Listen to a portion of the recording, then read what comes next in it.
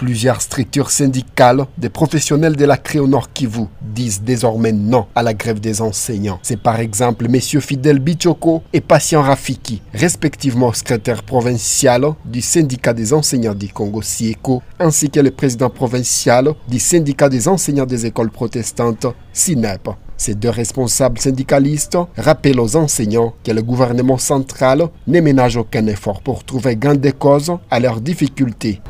Tout ce qu'ils posaient comme revendications ont été déposés à l'autorité budgétaire qui est l'Assemblée nationale pour que ça soit pris en compte dans le budget exercice 2025. Il a associé même les syndicalistes pour faire le suivi des prêts afin que les budgets alloués à l'éducation nationale soient revus à la hausse. Les structures syndicales qui auraient déclenché le mouvement de grève peuvent en suspendre selon l'avancée dans le démarche.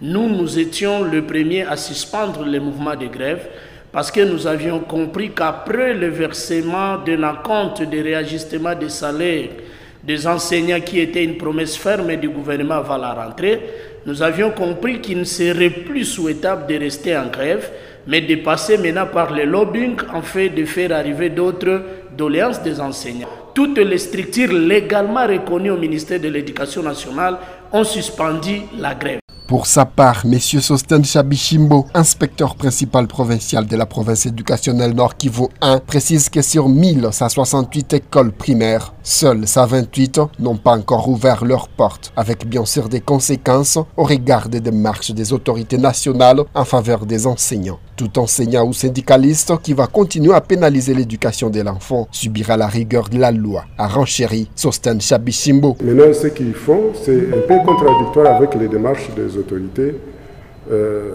du gouvernement, puisque c'est très favorable pour les enseignants qui sont en classe.